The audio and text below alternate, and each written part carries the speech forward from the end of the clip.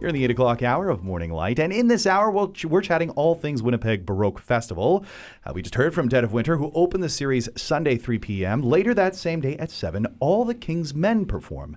The male liturgical choir are first-time performers in the WBF, and I'm joined now by director Charles Horton and singer Mel Braun. Welcome here. Welcome back, Mel. You've traded conductor's cap for singer's frock, so thrilled to have you. There you go. Professor Horton, it's wonderful to finally welcome you here to Winnipeg's Classic 107. And yes, you will always be Professor Horton. You are both professors of mine at the Des Hotels Faculty of Music. So I'd like to begin this conversation by adapting one of your own lines. If someone was, let's say, on the bus and they heard someone ask, what is an all-male liturgical choir, what would you say?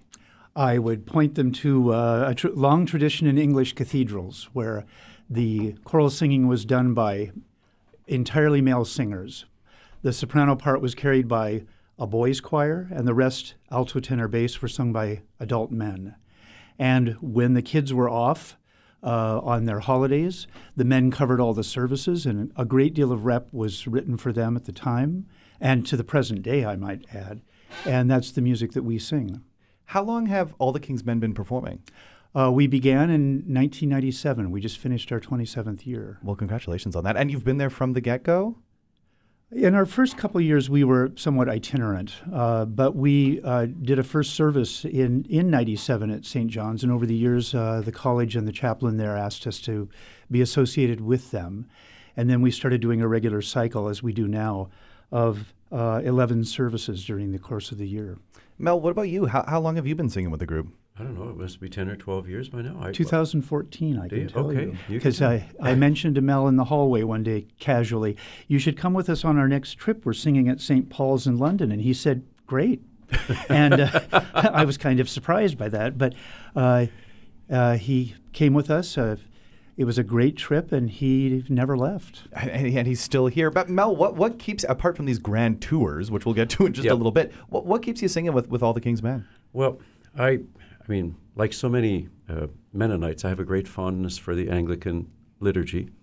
And all my church jobs when I was a student in Toronto were at Anglican churches. So there was that. It's just keeping singing and singing with a bunch of guys doing repertoire that I would never otherwise get to do. And to have occasional opportunities to conduct. So Charles and I are actually sharing the conducting for this particular concert.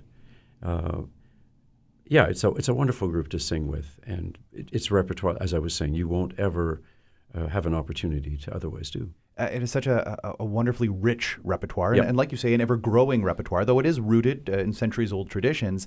This is a group typically found performing in St. John's Chapel at the U of M, though, as we were just sort of alluding to, it is a group that also travels. There was this trip about a decade ago, performing in St. Paul's, that got Mel on board. And just this past summer, you went on another extensive trip of England. Is that right? That's true. We did a return visit to Salisbury Cathedral for a week, and then we did a week in Durham at the cathedral there.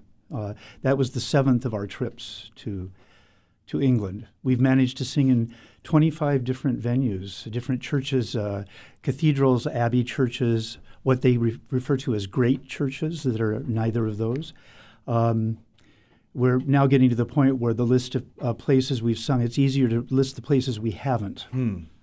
What do you think it is about those experiences that are so unique for the singers? Like, I'm just thinking about how rare it is to get the opportunity to tour, let alone do 7 tours in under 3 decades of performing. I mean, that's a busy sort of back and forth in relationship. It's got to be pretty exciting for the singers. It's very exciting to visit those buildings, which are marvels of our architecture and history. They're just loaded with important historical events, and it's a great thing to feast your eyes on, but to attend a service there, an actual a service that is intended to be taking place in the cathedral, is a moving experience. And then to be in charge of the music, to be able to contribute that to the service is remarkable. And they're great places to sing in.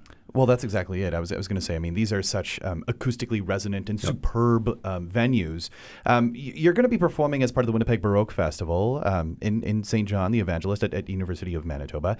Another very acoustically resonant Beautiful. space that I know you know very well, as it is, your home. What is it about that space that is so unique? I've often said to the choir that the building is our most valuable member. It sings too. It does. Yeah. And the opportunities for blend and for just being able to hear each other very, very well, it's something that St. John's offers that not a lot of venues do. So let's chat a little bit more about what you're going to be performing. You'll be sharing the bill, conducting trading off. So let's chat more about an English restoration. When I hear restoration, I think Cromwell and Charles II. Am I in the right place? You're exactly. there. All right. Tell us more about what's going on thematically then. Well, Charles, I mean, worked so hard to put these programs together. And I should just mention, going back to our tour for a moment, that he's in constant contact with the cathedrals to ask about the repertoire, because these guys are fussy, and they have to approve everything because we're on their territory replacing their choirs. So it's that same kind of care that went into the choosing of this program that Charles has got. So tell us about this. When I was asked to have our choir contribute to the Baroque Festival, it occurred to me that within that time span, the ideal place for us to focus would be the restoration from, as you say, the restoration of Charles II to the death of Queen Anne, the Stuart monarchy. And this is a period that's very rich in English music because that period is almost demarcates exactly the years of Henry Purcell's life. Yep. And we're doing two of Purcell's great sacred anthems.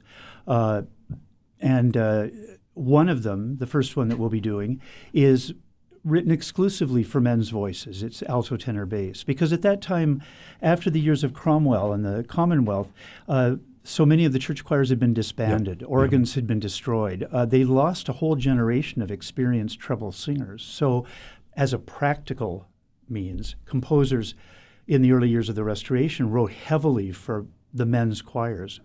And that is great for us. Indeed. So you're going to be performing music of Purcell. What else is on the program, Mel?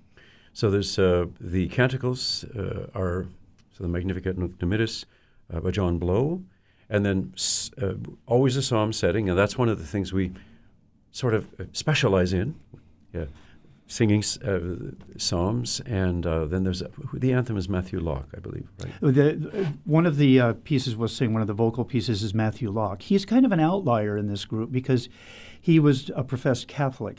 He wasn't involved with Westminster Abbey, although he was a member of the Chapel Royal. He was in charge, one of the musicians in charge of the music at the chapel of Catherine of Braganza, who was the Catholic wife of Charles II. He was known a lot for his secular music and for his instrumental music. So we're having strings play two of his pieces for a string ensemble. Plus, we'll be singing one of his three-part motets for men's voices. Now, I just asked this question of Andrew and Mel when we were chatting with Dead of Winter and talking about the idea of early music, and Andrew brought up the good point that like all music is live and living. But in terms of this opportunity to hear an all-male liturgical choir with string accompaniment, what would you say to those who are thinking like, oh, I've never experienced that sound? We've been talking so much about the space and the tradition and the history that comes with it. For those who are thinking like, oh, you know what? I don't know if this is my cup of tea, if you will. What would you say to encourage them to try it out? I think it's a sound that they would find intriguing and most pleasant because it's a very rich and warm sound. It's like hearing a choir of cellos. Who doesn't love the cello? Who doesn't love the? Well, you have bass, baritone, tenor, and then countertenor as the sort of de facto soprano voice, right? Exactly. And so that, it adds a certain warmth and color. And the music's quite varied. Some of it we're singing all in the same rhythm like a hymn, but very often we're singing pretty involved polyphony as well. Exactly that. I mean, it is just such I keep coming back to the word rich. I mean, it is, and it is that music that it's one thing to listen to, and hopefully people, crank it up when they hear it on Winnipeg's Classic 107 because you really want it to almost envelop you in terms of the sound. But what does that best is the space itself. Like you say, that most important member of the choir, and that is where you should be. 7 p.m. at the College Chapel of St. John the Evangelist. This is part of the Winnipeg Baroque Festival, and this is a pay what you can, a free or pay what you can event as as part of the Winnipeg Baroque Festival. You can learn more by heading to winnipegbaroquefestival.com or classic107.com and clicking on the events tab. Thank you both for being here. Thank you, Simon.